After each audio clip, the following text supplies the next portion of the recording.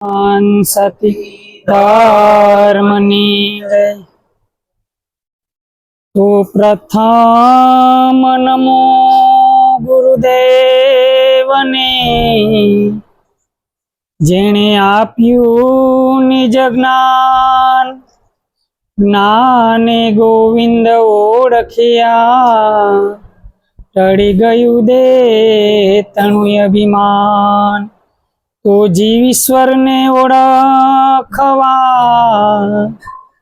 ભટકે Avani my સાચા સદગુરુ ભેટતા અજીવ શિવ બની જાય સદગુરુ મહારાજ લાવો તો દિનેશભાઈ પાણી ગળું ફૂંકાઈ છે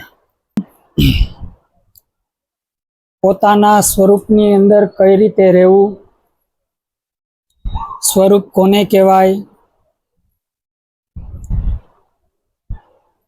પણ પહેલા તો આની અંદર એક વસ્તુ આપણે એ સમજી લેવાની છે કે આત્મજ્ઞાન છે શું.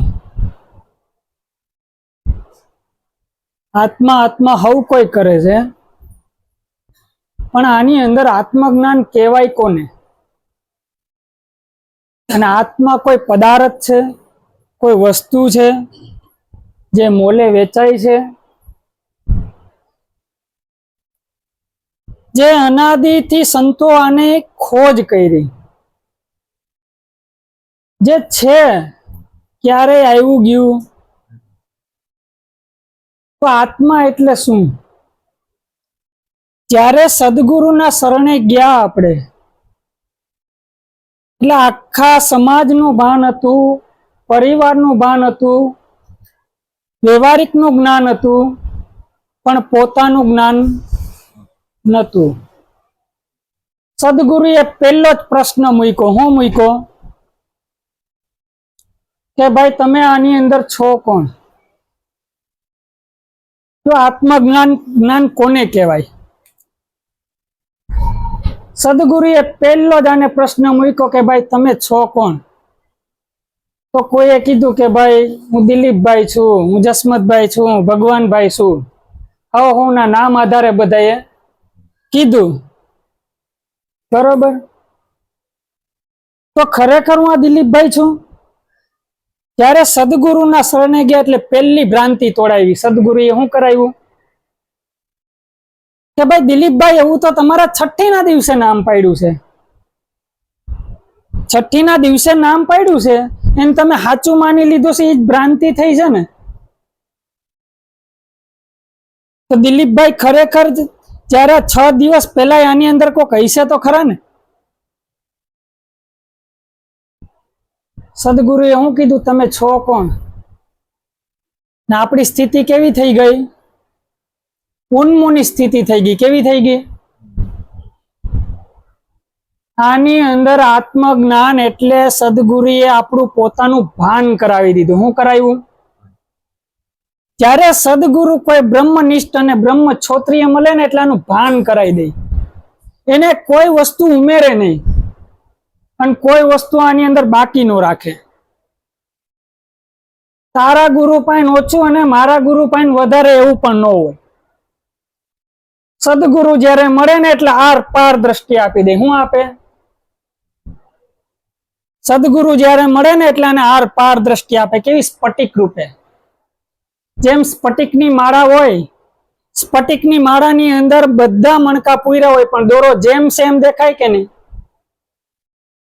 એમ જ્યારે આપણી અંદર જે કંઈ પણ આ બધું ઊભું થાય છે, આ મન બધું ઊભું કરાવે છે, આ વૃત્તિઓ બધું ઊભું કરાવે છે, આની અંદર ચિત્તની અંદર ફોટા પડી જાય છે, ત્યારે આ બધું ધીમે ધીમે ધીમે ધીમે શાંત થાય. શું થાય?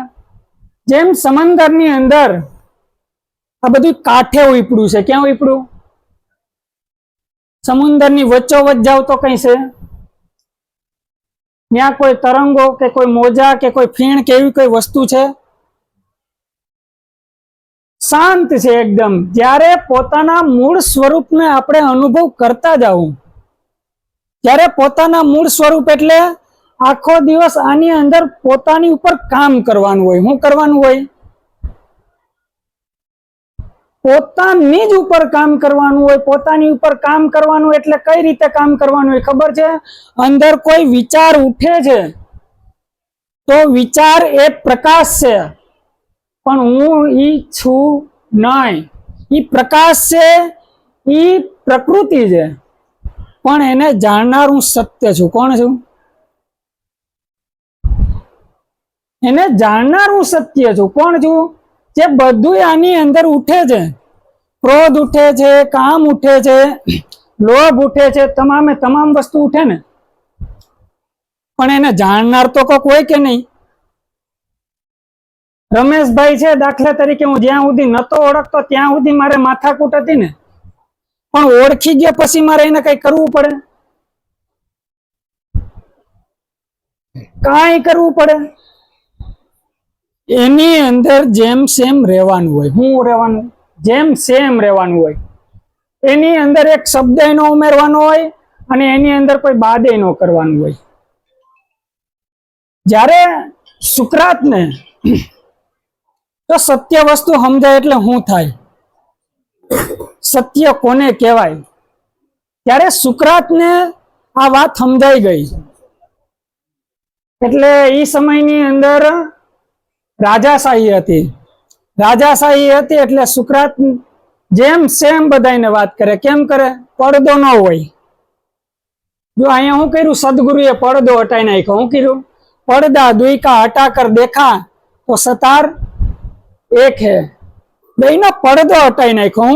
હું અને પરમાત્મા જુદો છે, એનો પડદો હટી ગયો. કેવું થઈ ગયું? અરે હું દિલીપભાઈ છું, એ જ મોટામાં મોટી ભ્રાંતિ છે, બીજી કોઈ ભ્રાંતિ જ નથી. આ દિલીપભાઈ છે ને એ જ ભ્રાંતિ છે. અને જયારે સુકરાતને આ વાત જેમ સેમ સમજાઈ ગઈ એટલે કીધું કે ભાઈ તમે સ્વયં પોતે ઈશ્વર છો. એટલે આ વાત જાણ થતા થતા થતા થતા રાજની અંદર આ વાત પૂગી ગઈ. રાજની અંદર આ વાત પૂગી ગઈ અને કોઈએ કીધું કે સુકરાત આપણા દેશનું સંચાલન બગાડી નાખશે. તો કે ભાઈ એને તમે રોકો. હવે શું કરો? હવે આને તમે રોકો. એટલે સુકરાતને અદાલતની અંદર હાજર કરવામાં આવ્યા. એટલે સુકરાતને કીધું કે ભાઈ તમે આ સત્ય વાત જેમ સેમ કરો છો એ કરવાનું તમે બંધ કરી દો.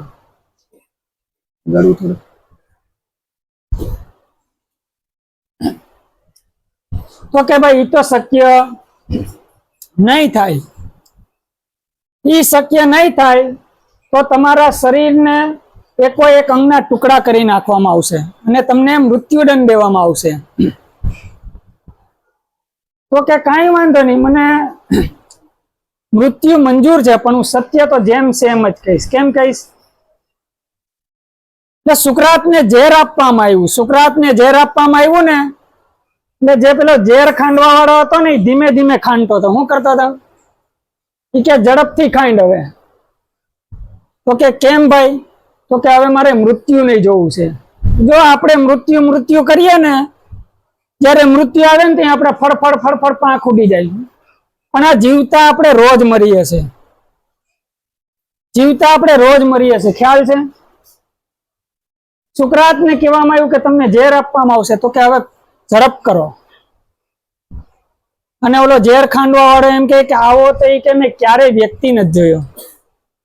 ને સુકરાતને ઝેર આપવામાં આવ્યું એટલે એકો એક અંગની અંદર પોતે તપાસ કરે છે. જો એકો એક અંગની અંદર પોતે તપાસ કરે કે હવે મારો પગનો ગુણ બંધ થયો. હારું, હવે પગની તો ચિંતા. જો હું કર્યું? સહજમાં લઈ લીધું. પરમાત્મા કેવો છે? સહજ છે ને, જેને આપણે જટિલ બનાવી દીધો છે. ખરેખર પરમાત્મા સહજ છે. એટલે કીધું કે ભાઈ હવે મારો પગનો ગુણ, મારે તો હવે માથાકૂટ મેથી કે એનું ધ્યાન રાખવાનું ગયું. એમ કરતા કરતા કરતા ઉપર આવતા ગયા. ઉપર આવતા આવતા હાથનો ગુણ પડ્યો. તો કે હાય છૂટી જંજાળ, સુખે ભૂતસુ શ્રી હરિ. જો અહીંયા હાથનો ગુણ બંધ થયો તો એને આનંદ છે. શરીરના એકો એક અંગ બંધ થતા ગયા, પણ પોતાની જે જાગ્રત અવસ્થા હતી ને, જે પોતે અંદર જાગતો હતો ને, એ જોઈ રહ્યો હતો. કોણ જોઈ રહ્યો હતો? આ સ્થૂળ દેહની અંદર તો અંગ બંધ પડી જ જતા હતા, પણ અંદર જે જાગી રહ્યો હતો ઈ જોઈ રહ્યો હતો. કોણ? એટલે કરતા કરતા કરતા કરતા જયારે એનું ટોટલિંગ અંગના એકો એક અંગના એના બધા કાર્ય બંધ થતા ગયા અને જયારે એનો દેહ છૂટવાનો સમય આવ્યો ત્યારે એને કીધું કે મેં મૃત્યુને પણ જીતી લીધું. તો મૃત્યુને જીતાય. આપણે બધા શું બીએ છે? ખરેખર આપણી માથે મોતનું આપણે મોટામાં મોટી બીક છે. કોની બીક છે? આ જીવને કંઈક પણ થાય, જો નક્કી રાખવું, આ જીવાત્માને કંઈ પણ થાય એટલે તરત જ દવાખાને જાય. શું કામ? એને કેમ કે એને મોટામાં મોટી બીક કઈ છે ખબર? મરણની. પણ સંતોએ અહીંયા મરણ મોટેરો માર કીધો. શું કીધો? મરણ મોટેરો માર. કઈક રાણા ને કઈક રાજ્યા હારે મેલી આયલા સંસાર તમે એતે હરીનો રસ પી, કઠણ ચોટ છે કાળની મરણ મોટેરો માર. સંસાર ધુમાડાના બાચકા જેવો છે. કેવો છે? ગમે એટલો તમે ધુવાડાને પકડો, ગમે એટલો એને તમે પકડવાની કોશિશ કરો તો એ પકડાય ખરો? ટ્રાય તો કરજો કોક દીક પકડવાની, પકડાય તો? સંસાર ધુમાડાના બાચકા, એને સાથે આવે નહીં કાંઈ આવે. પણ આ કબીર સાહેબ શું બોલ્યા ખબર? આ जुग जुग से लकड़ी जलाई उसका धुआं कहाँ समाया, हीरे ईंडा में सींडा नता तो पवन कहाँ से आया. माना पेटनी अंदर गर्भनी अंदर आ 9 मास ऊंधे माथे लटको तो आनु अंदर पोषण कोण करी जातुं? आनु कोई पोषण तो अंदर करतुं ज छे ने. आ तो आपणे शरीर धारण करीने बैठा छे એટલે આપણે એમ કહીએ છે કે આ ઘર સંસાર પરિવાર બધું હું અકાવું છું. પણ આ માના પેટની અંદર જ્યારે ગર્ભ હતો ત્યારે એનું પોષણ કોણ કરતું હોય છે? પોષણ કરનારો ઈ પોતે છે. એટલે કીધું છે કે નિત્ય નિત્ય જગત જમાડે પ્રભુજી મારો નિત્ય નિત્ય જગત જમાડે. કણ જોઈએ તેને કણ જ આપે. આ મણમાં તો કેટલા મણ જોઈએ તેને મણ આપે, આ કણમાં કેટલાય જમાડે. આ નિત્ય નિત્ય જગત જમાડે. આપણે જોઈએ કે પશુ પક્ષીઓને આપણે ક્યારેક ખવડાવવા ગયા એમ કોઈ ઢોર પશુ છે પક્ષી છે એને કોઈ દી આપણે ક્યારેય આ તો આ કોઈ એવું કદાચ તહેવાર આવે ને આપણે ચારો નાખવા જાય એ તો 2 નંબરની વાત છે, પણ કોઈ સવારે ઉઠીને એને કોઈ ખવડાવવા જાય એવું ખરા? આપણા ખીલે બાંધ્યા એને ખવડાવીએ, પણ જ્યાં જંગલની અંદર આ બધા છે એને કોણ ખવડાવે છે? બધાની અંદર એક જ ચેતન સત્તા કામ કરી રહી છે. કેવી? એક ચેતન સત્તા કામ કરી રહી છે ને ઈ આ બધાનું કામ કરે છે. એટલે પુનિત મહારાજ અહીં બોલ્યા છે, ઝૂરી મારું છું નાથ દર્શન ને કાજે, ઝૂરી મારું છું નાથ દર્શન ને કાજે, પડ પડ જોગ જીવી જાય રે નજરેથી ક્યારે નિહાળશું,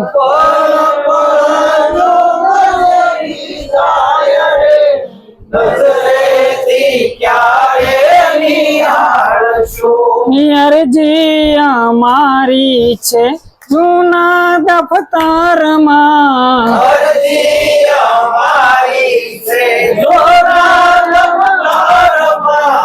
લક્ષ્ય ક્યારે લેવાય રે નજરેથી ક્યારે નિહાળશું,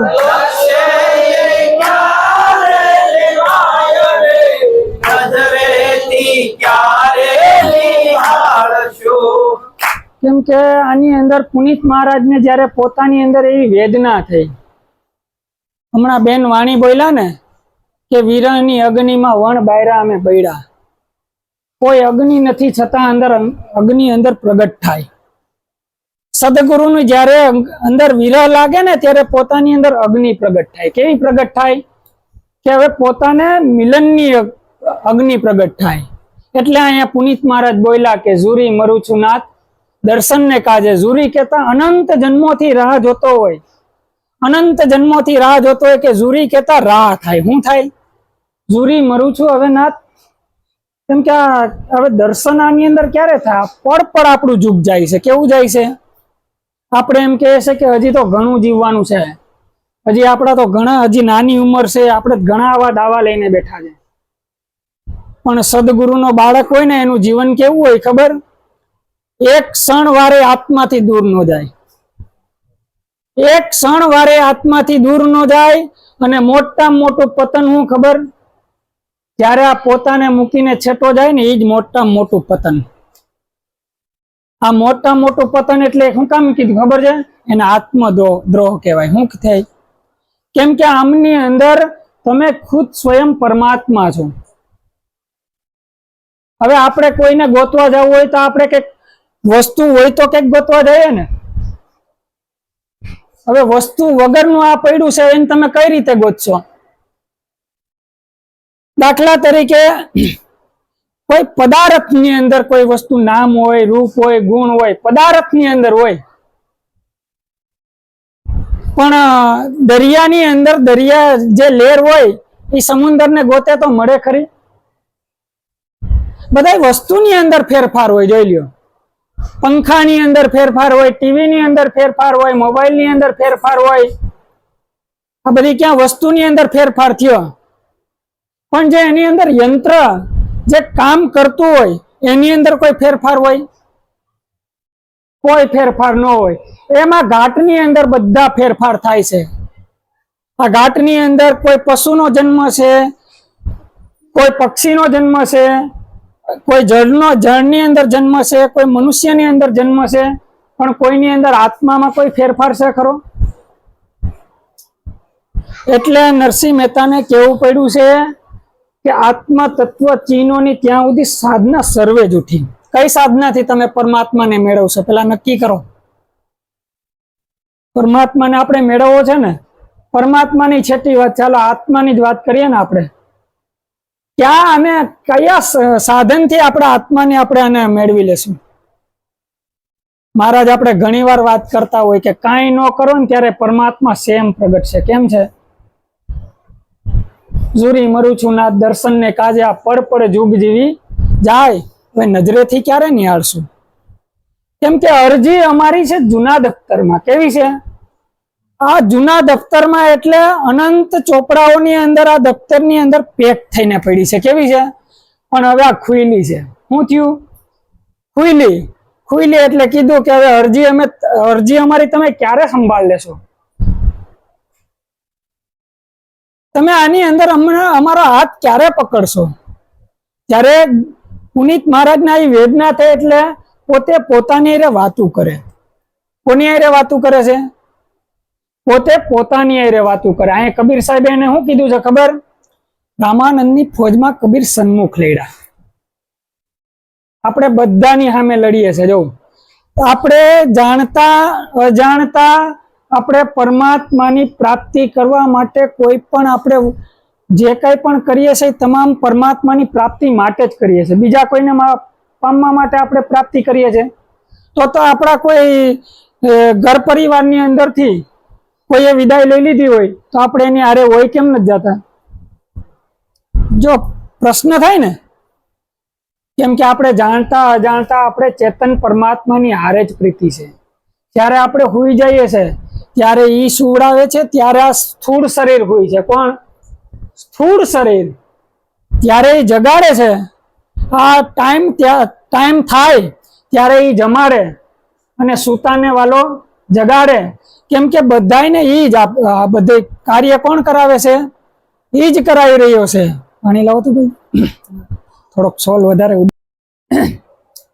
ત્યારે પોતાને ખબર પડી જાય કે હું જ છું, પછી ક્યાંય ભટકણ રહેતું નથી. જેમ અરીસાની અંદર જેવું છે એવું એમાં દેખાઈ જાય, પછી એમાં કઈ જોવાપણું રહેતું. અરીસાની અંદર કોઈ ડાકુ આવે તોય હોય એવો, ચોર આવે તો હોય એવો, કોઈ સંત આવે તોય હોય એવો. જેવો છે એવો એની અંદર પ્રકાશ ફેંકે. કેવો ફેંકે?